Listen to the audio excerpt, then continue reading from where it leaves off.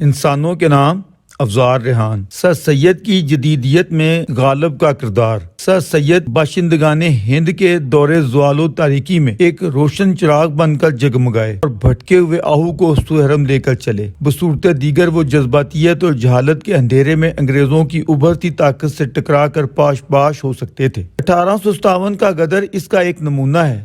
انتباہ کن نازک لمحات میں ٹامکٹویاں مارتے ہجوم کو جس شخصیت نے لائٹ ہاؤس بن کر رہبری اور رہنمائی فراہم کی، اس مینار نور کا نام سر سید ہے۔ اہلیان ہند کو بالعموم اور مسلمانان ہند کو بالخصوص قدامت پسندی سے ہٹا کر شاہراہ جدت پر گامزن کرنے میں بلا شبہ سر سید کو کامیابیاں بھی ملی، مگر ان کا یہ دائیہ ہنوز تشنہ تکمیل ہے۔ ہمارے حالات آج بھی سر سید کی اس روشن خیالی کے متلاشی ہیں۔ اسی کارن درویش کی یہ تمنا رہتی ہے کہ اہلیان خطہ ہند کو آج بھی ذہنی پسماندگی اور قدامت پسندی سے نکالنے کے لیے فکر سر سید سے جتنی روشنی لی جا سکتی ہے وہ لے لی جائے۔ اس کی ترویج اور پذیرائی کے لیے جو کچھ کیا جا سکتا ہے وہ کیا جائے۔ سر سید کے یوم پیدائش پر اس مضمون میں مرزا غالب کی تقریر کے حوالے سے چند گزارشات پیش کی گئی ہیں، جن سے عامت الناس کو یہ بتانا مقصود ہے کہ سر سید کی جدیدیت میں غالب کا کیا رول ہے۔ یہ بھی بتائے چلیں کہ تقریر سے مراد کسی بھی کتاب پر کسی شخصیت سے لکھوایا گیا وہ تبصرہ،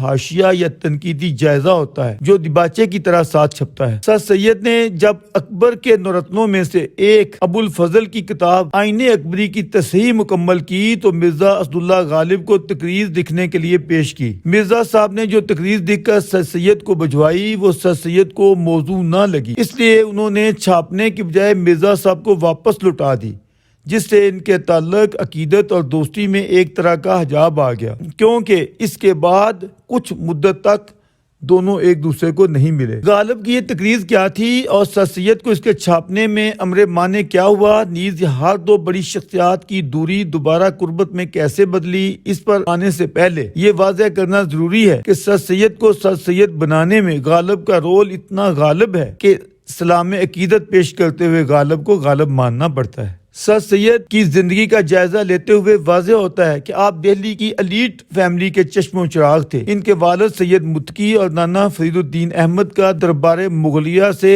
خاصا قریبی تعلق تھا۔ سید احمد کی ابتدائی تعلیم و تربیت بھی بڑے پاکیزہ روایتی مذہبی ماحول میں ہوئی تھی۔ دوسرے لفظوں میں آپ بنیادی طور پر ایک مولوی تھے۔ اس کا اظہار ہمیں ان کی ابتدائی کتابوں میں واضح طور پر محسوس ہوتا ہے۔ اس خاندانی پس منظر میں مغل دربار سے ان کا تعلق بھی واضح ہے اور پھر انہیں اپنی تاریخ سے بھی خاصا لگاؤ تھا۔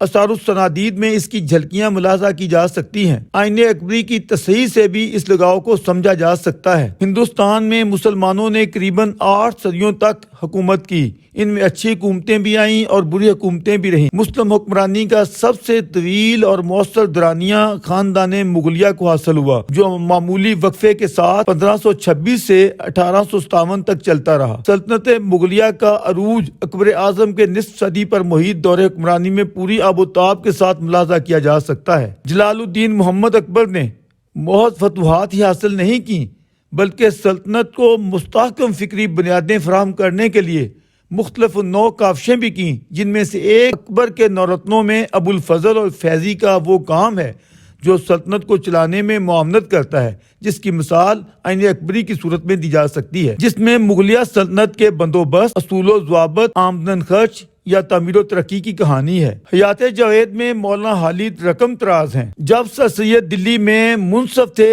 تو حاجی قطب الدین مرحوم نے، جو دلی کے ایک تاجر تھے، ان سے درخواست کی کہ آپ آئین اکبری پر ایک تفصیلی نظر ڈال کر اس کی تصحیح اور درستی فرما دیں، میں اس کو چھپوا دوں اور اس کے معاوضے میں آئین اکبری کے چھپے ہوئے نسخے آپ کی نظر کروں گا۔ سر سید نے منصفی دہلی کی حالت میں وہیں کے ایک تاجر سے ایسا معاہدہ کرنا جائز نہ سمجھا، مگر چونکہ ایسے مفید اور دشوار کام میں ان کا جی بہت لگتا تھا، لہذا بجنور پہنچ کر انہوں نے یہ کام شروع کر دیا۔ یہ کام کتنا مشکل اور دقت طلب تھا اور سر سید نے اسے کس طرح پایا تکمیل تک پہنچایا، اس پر بحث پہ پڑے بغیر ہم اپنے اصل ایشو کی طرف آتے ہیں کہ سر سید نے یہ مسودہ تقریر کے لیے مرزا غالب کو بھجوایا تو انہوں نے جو تقریر لکھی اس کا ایک ایک لفظ سنہری حروف میں چھاپے جانے کے قابل تھا، مگر سر سید نے بجائے چھاپنے کے اسے واپس غالب کو بھجوا دیا۔ ہماری دانست میں اس کی ایک وجہ تو واضح ہے کہ یہ موضوع زیر بحث یعنی آئین اکبری کی توصیف نہیں تنقید تھی۔ اس نوع کی تحریر لکھوائی تو اس لیے جاتی ہے تاکہ کتاب کی مقبولیت کا باعث بنے،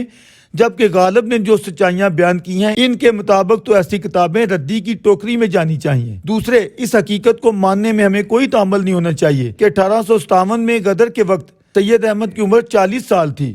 ہنوز وہ اپنے روایتی مغلیہ کلچر کے ساتھ اچھے خاصے جڑے ہوئے تھے اور روایتی مسلم عظمت کے ترانے بھی گا رہے تھے۔ اس نازک ایشو پر اپنے موجودہ کئی دانشوروں اور محققین سے درویش کی بحثیں ہوئی ہیں۔ ایک طرف ڈاکٹر سعادت سعید، ڈاکٹر ہارون عثمانی اور قاضی جاوید صاحب جیسے محقق ہیں جنہوں نے اس ہزار خیال میں کوئی تعامل نہیں سمجھا کہ سر سید تب تک روایتی فکر کے امین تھے۔ دوسری طرف ڈاکٹر مبارک علی جیسے بڑے محقق کا استدلال ہے کہ سر سید کی حیثیت تاریخ دان کی ہے، انہوں نے تاریخی طور پر اچھا خاصا کام کیا ہے، جبکہ غالب جتنے بھی بڑے شاعر اور صاحب دانش ہیں تاریخ میں ان کا ایسا کوئی رتبہ نہیں ہے کہ انہیں اس حوالے سے اتھارٹی مان لیا جائے۔ ڈاکٹر صاحب سے ہمارا استدلال یہ ہے کہ اگر غالب کی ایسی بڑی حیثیت نہ ہوتی تو سر سید تقریر کے لیے اپنا مسودہ انہیں پیش کیوں کرتے؟ اس پس منظر میں اب ہم اصل بات کی طرف آتے ہیں۔ غالب کی یہ تقریر ان کی کلیات غالب فارسی میں شامل ہے، جس کا عنوان ہے مثنوی تقریر آئین اکبری، مصحح سید احمد خان صدر الصدور مراد آباد۔ اپنی اس فارسی مثنوی میں غالب سر سید کو بڑی اپنائیت کے ساتھ یہ سمجھاتے ہیں کہ اے سید، ماضی پرستی کو چھوڑو، ایسی کتابوں کو چھوڑو، آئین اکبری اس قابل نہیں ہے جس کی تصحیح میں اس قدر محنت یا کاوش کی جائے۔ انگریز جو نئی روشنی لا رہے ہیں اب ادھر دھیان دو۔ اسے پڑھتے ہوئے یہ احساس ہوتا ہے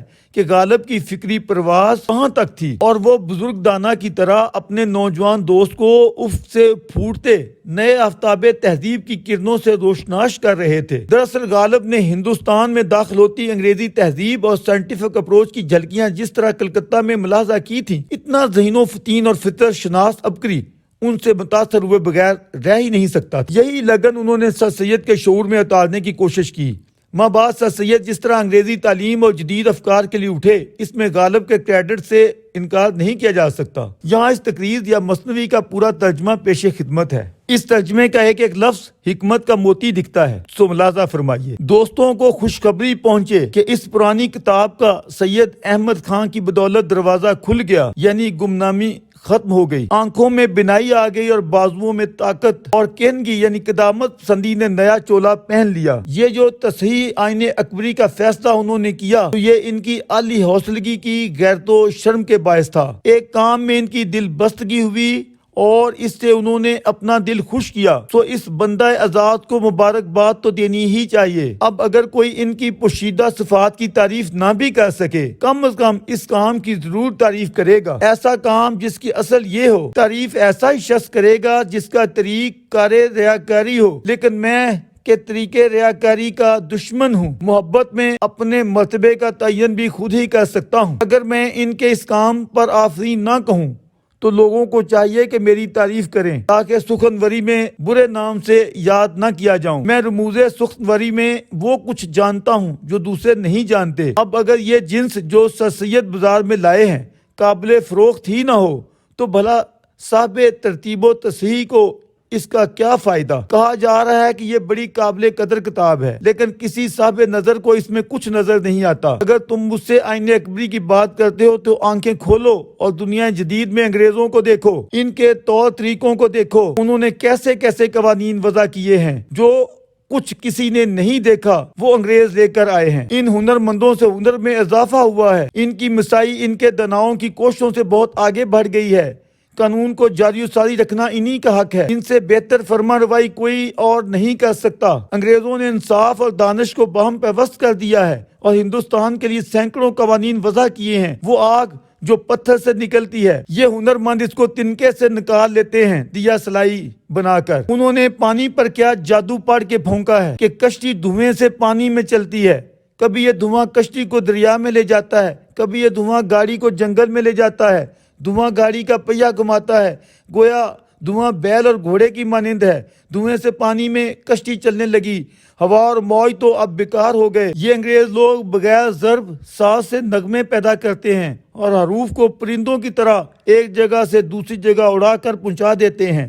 غور سے سنو، تمہیں نہیں معلوم کہ یہ عقل مند دانا اور ذہین لوگ دو لہجوں میں حروف کو 100 کو دور پہنچا دیتے ہیں، ہوا کے اندر آگ لگا دیتے ہیں، اس طرح کی وہ انگارے کی طرح چمکنے لگتی ہے۔ لندن جاؤ، وہاں جا کر یہ چمکتا باغ دیکھو، شہر کا شہر بغیر دیوں اور چراغوں کے روشن ہوتا ہے۔ ان ہوشیار لوگوں کے طور طریقے دیکھو کہ ان کے طریق میں سینکڑوں نئے رنگ ڈھنگ ہیں۔ اب اس زمانے کے نئے اصولوں میں پرانے اصول جنتری کی طرح ہیں۔ اے عقل مند سمجھدار آدمی، جب ایسی نئی کتاب میں عمدہ طریقے ہیں، جب کسی کو ایسے موتیوں کا خزانہ نظر آئے تو پھر اس آئین اکبری سے کوئی خوشہ چینی کیوں کرے؟ اگرچہ اس آئین اکبری کا طرز تحریر اچھا ہے، لیکن وہ سب کچھ کہ جس کی تجھے تلاش ہے انگریزی علوم سے بہتر نہیں ہے۔ کسی خوشی سے بڑھ کر بھی ایک دوسری خوشی ہوتی ہے، اور اگر انسان کے پاس دماغ ہو تو اس کو سرداری بھی ملتی ہے۔ خدا تعالیٰ کو کنجوس تصور نہ کرو، اس باب روشنی یا دھوپ درخت سے کھجوریں گراتی ہے۔ مردہ پروری کوئی بھلا کام نہیں ہے۔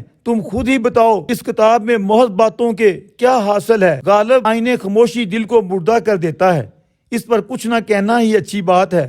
دنیا میں اصلاح پرستی چونکہ تیرا دین ہے، اس لیے تعریف چھوڑ کر دعا کا طریقہ اپنا لے۔ تو سید احمد خان عارف جنگ جو سراپا عظمت و تہذیب ہیں، اللہ سے جو بھی مانگے ان کو نصیب ہو، ان کی نیک بختی ان کے ہر کام میں شامل حال ہو۔